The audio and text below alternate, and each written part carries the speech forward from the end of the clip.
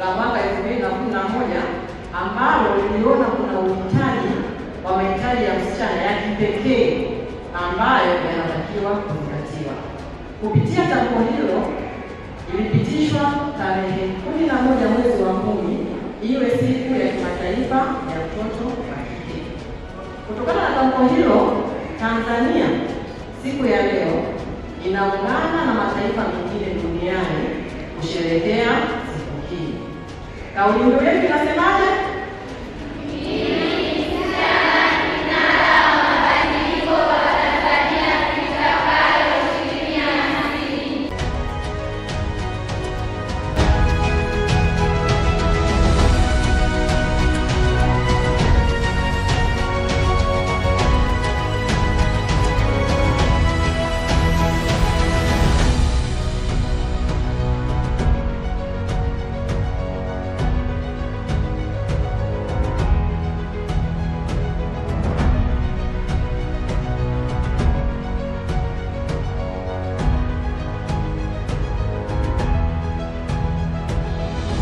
Hii inaendana sambamba kabisa na dira ya maendeleo ya taifa ya 2050.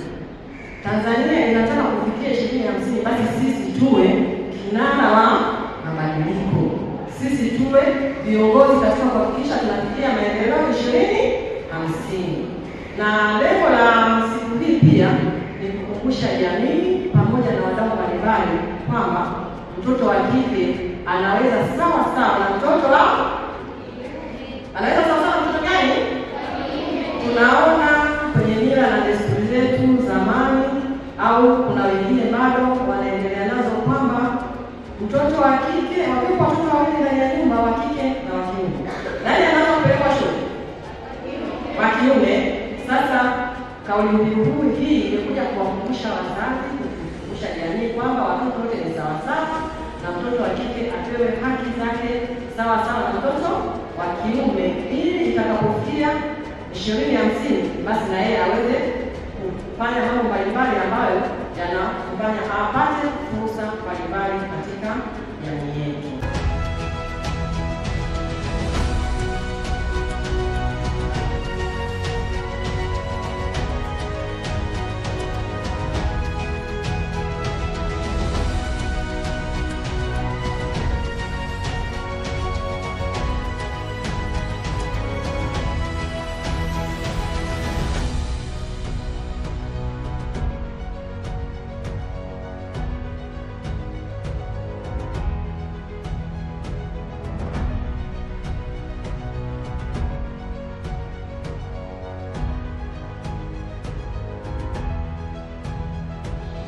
Kauli hii inawakumbusha nyinyi wasichana kuwa na tabia nzuri ambazo zitawasaidia kufikia malengo yenu.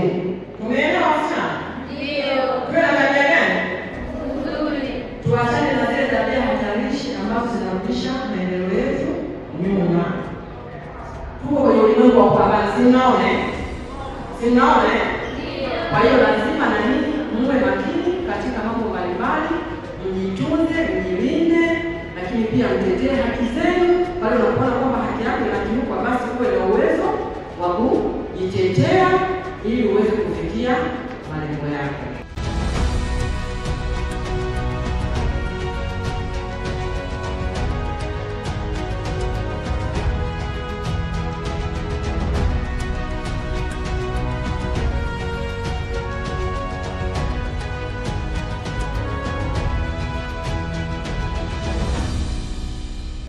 Ili thamani na utu wako visichezewe na mtu mwingine yoyote, jitahidi kuwa na maono, kuwa na dira, kuwa na mwelekeo.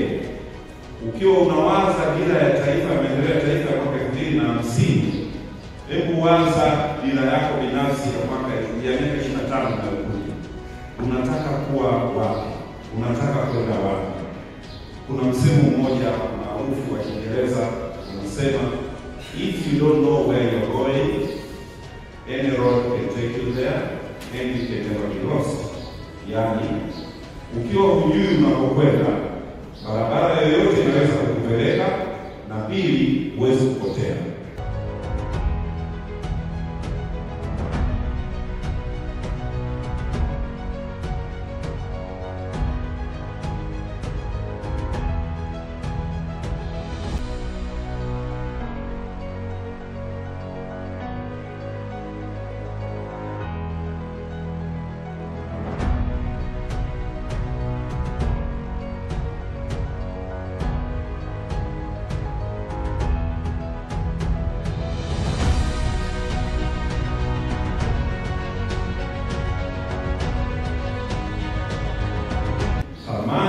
binti iko kwenye mwili wake.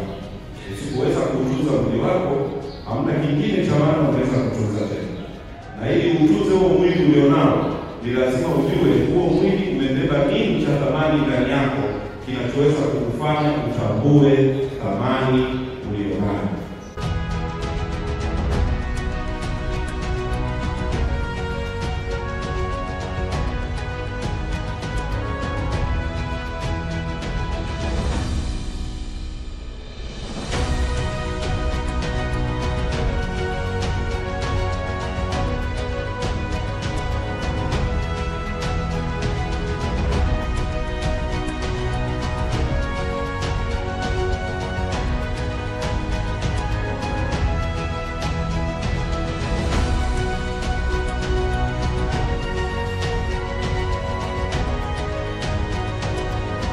Jitahidini kadri mtakavyoweza kutunza na kulinda utu wenu.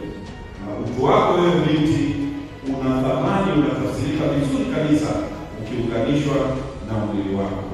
Usikufanye mwili wako kuwa jalala au nguo ya kubadilisha kila mtu. Utunze mwili wako, tunza moyo wako, na thamani ya maisha yako itakuja kudhihirika mbele ya safari.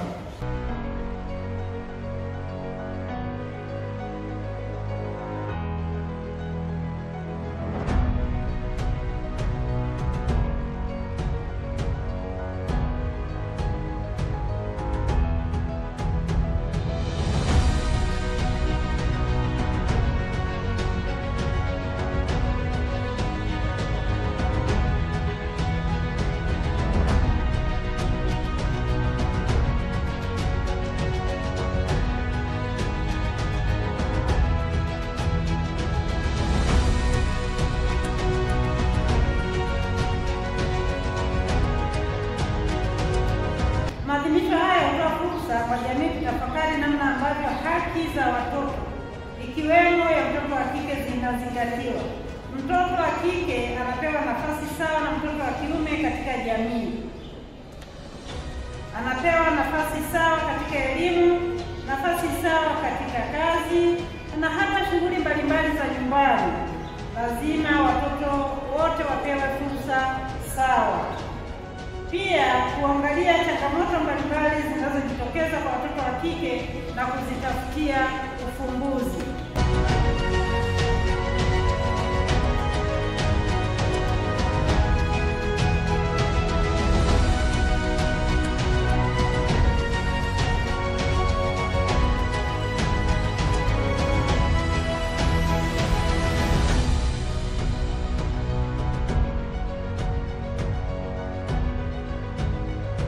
Kupitia siku hii muhimu, hatuna budi kumshukuru Mheshimiwa Mama yetu Samia Suluhu Hassan, Rais wa Jamhuri ya Muungano wa Tanzania, kwa jitihada zake kubwa anazochukua katika kuhakikisha changamoto mbalimbali zinazowakabili watoto wa kike zinatafutiwa ufumbuzi. Hii ni kutokana na maono yake ili kuleta usawa wa kijinsia katika jamii. Mheshimiwa wetu anafanya kazi kubwa sana na tafuta namna mbalimbali za kuwasaidia watoto wa kike, ikiwemo kuwajengea shule maalum za wasichana. Kipindi chake hiki cha uongozi amefanikiwa kujenga shule moja kwa kila mkoa kwa ajili ya wasichana. Wanapomaliza darasa la 7, wale wanaofanya vizuri wanakwenda kwenye shule maalum ya wasichana ambayo ipo na imewekwa na Rais kwa kila mkoa.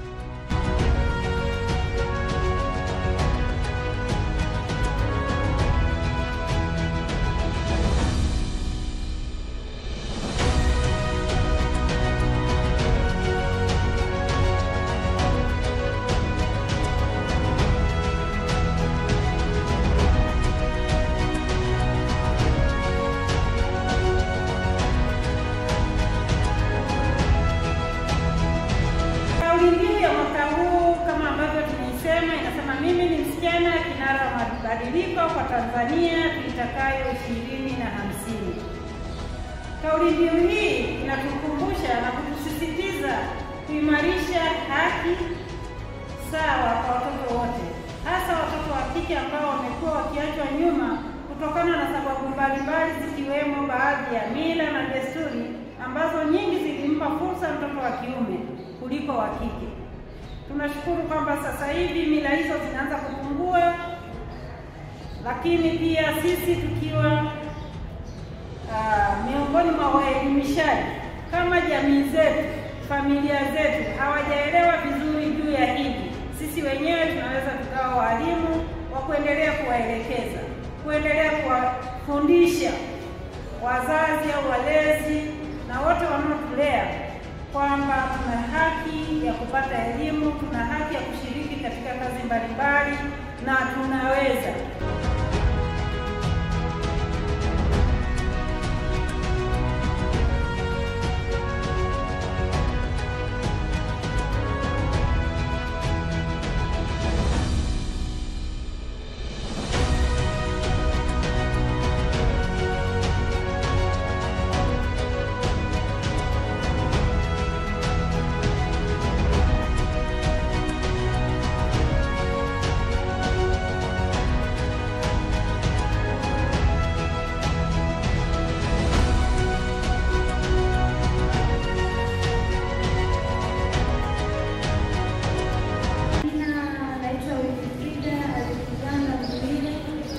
Natokea katika kituo cha TZD 050 Moravia.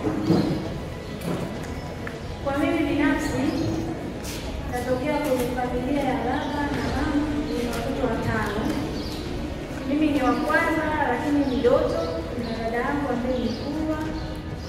Shughuli ninayoifanya mimi ni kujiaminia, na nishukuru familia yangu pamoja na kituo cha Compassion kwa kushirikiana kufikisha hapa tulipo.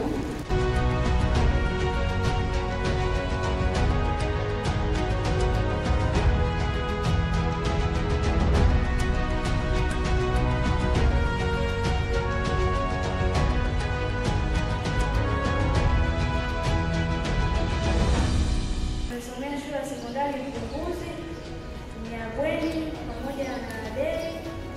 Sisi tulikuwa tunakaa bweni, lakini ada tulikuwa na kituo cha Compassion, matumizi madogo madogo waliandikia familia yetu.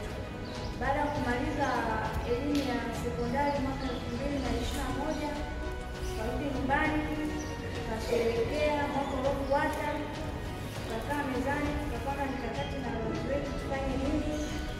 Tukachagua kwenda kusoma chuo cha mambo ya treni ya Tabora. Lakini baadaye serikali kwa gharama yake kwa habari kusikiliza habari tukasikia kwamba siku vijana sasa hivi hamna ajira, mjiajiri.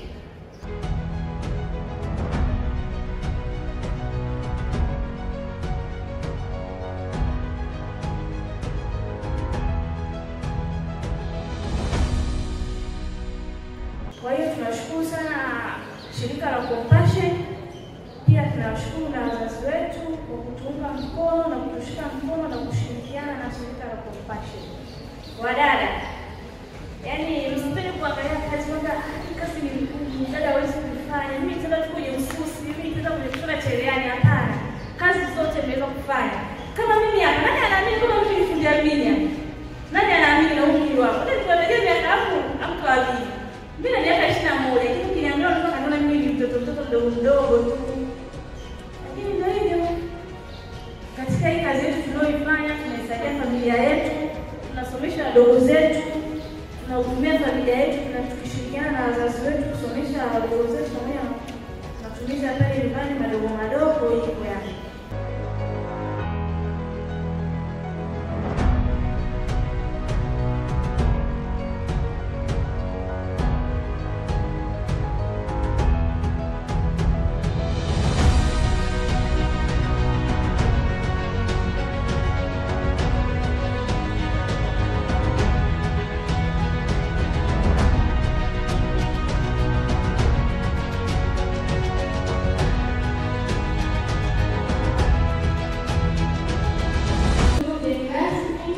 Wadau wetu, serikali za mitaa pamoja na viongozi wetu, mabinti wote tuliohudhuria siku yetu, nasema asante, ninawashukuru sana kwa uwepo wenu.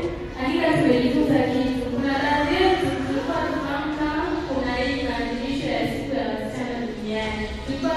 kabisa, lakini kupitia viongozi